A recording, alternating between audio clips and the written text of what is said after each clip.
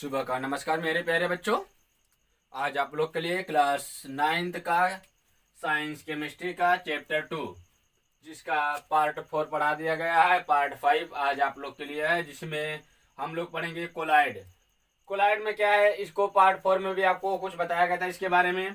आज हम देखेंगे कोलाइड, फिर इसके बाद परिक्षिप्त अवस्था, फिर परिक्षेपण अवस्था क्या होती है।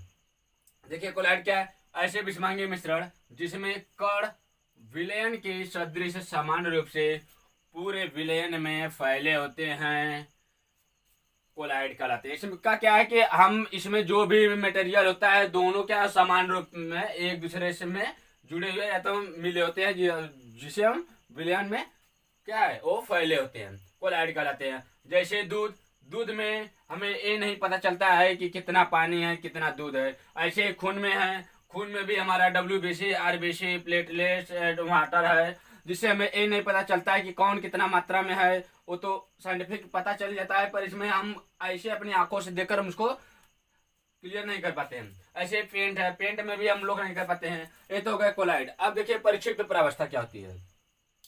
कोलाइड में जो कण माध्यम में परिक्षिप्त हो जाते हैं, क्या होते हैं, माध्यम में परिक्षिप्त हो जाते हैं, उसे परिक्षिप्त प्रावस्था कहते हैं। क्या होता है इसमें, कोलाइड में जो कण माध्यम में परिक्षिप्त, माध्यम क्या होता है, जैसे यहाँ सूर्य का प्रकाश पहुंच रहा है, यहाँ पे कोई कण इससे टकरा जाता है तो सूर्य का प्रकाश क्या हो जाता है, टकरा कर बाहर निकल जाता है। तो यही सूर्य का प्रकाश का क्या कहलाता है, माध्यम है। यही तो फिर क्या है, कोलाइड में कणों का माध्यम क्या है, वही जो परिक्षिप्त हो जाता है वही परिक्षेपण प्रावस्था कहलाती है।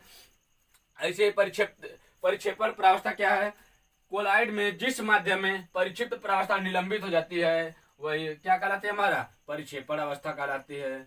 जिसमें हम लोग कुछ उदाहरण के द्वारा और कुछ प्रकार के द्वारा इसको हम क्या है डिस्कशन करेंगे इसका। देखिए इसके बाद क्या है, प्रक्षिप्त प्रावस्था, परिक्षेपण प्रावस्था और प्रकार है, उदाहरण है। ऐसे हम लोग को जैसे उदाहरण में आता है कि इधर से मत देखिए, इसको हम क्या करें, इधर से देखें।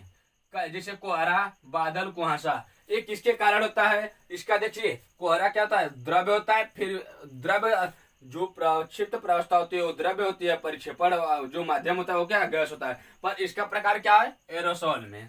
फिर उसके बाद धुआं हमारा है, धुआं भी हमारा क्या है, धुआं में भी हमारा क्या है, ठोस। जैसे लकड़ी को जलाते हैं तो उस समय हमारा ठोस होता है, फिर उसके बाद जलने के बाद क्या हो जाता है, वो गैस हो जाता है। तो और ये भी हमारा किसका उदाहरण है, प्रकार है एरोसोल का, ये जो धुआं है, धुआं हो गया। फिर उसके बाद देखिए शेविंग क्रीम, जैसे शेविंग क्रीम तो हमारा दो होता है। जैसे एक जब दाढ़ी का बनाया जाता है तो उस समय कुछ हिलाकर डाला जाता है, जिससे क्या हो जाता है, उसमें गैस हो जाता है। तो क्या गैस क्या हो जाता है, उसमें द्रव्य में बन जाता है, जिसे क्या बोला जाता है, फोम। एक किसका प्रकार है, फोम का। उसके बाद देखिए दूध, दूध और क्रीम। दूध में क्या होता है, इमल्सन। दूध हमारा क्या होता है, द्रव्य में होता है, और उसके क्या हो जाता है, परिक्षेपण माध्यम भी हमारा उसका क्या है, द्रव्य भी है। उसके बाद क्या है, मैग्नीशिया, मिल्क व कीचड़। कीचड़ में देखते हैं तो वो ठोस होता है, ठोस के बाद क्या द्रव्य में मिक्स होता है, जिससे हम क्या इसका किसका प्रकार है, सोल का। इसके बाद देखते हैं हम फोम, रबर, स्पंज।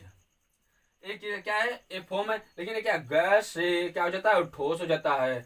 जैसे स्पंज आप लोग देखे होंगे, रबर भी देखे होंगे, जिसमें वो क्या होता है, गैस की अवस्था को किस में चेंज कर देता है, ठोस में।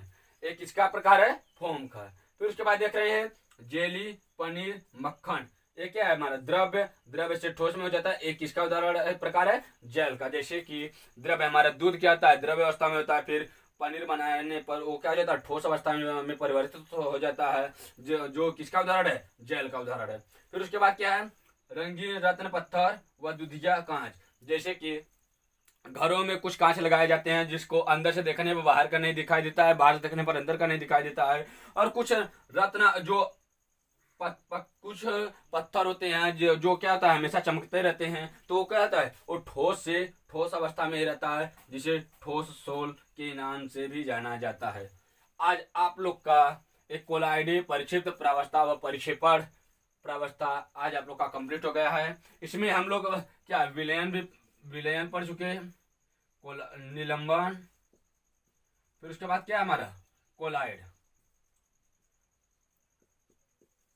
ये मिश्रण के मिश्रण के प्रकार थे।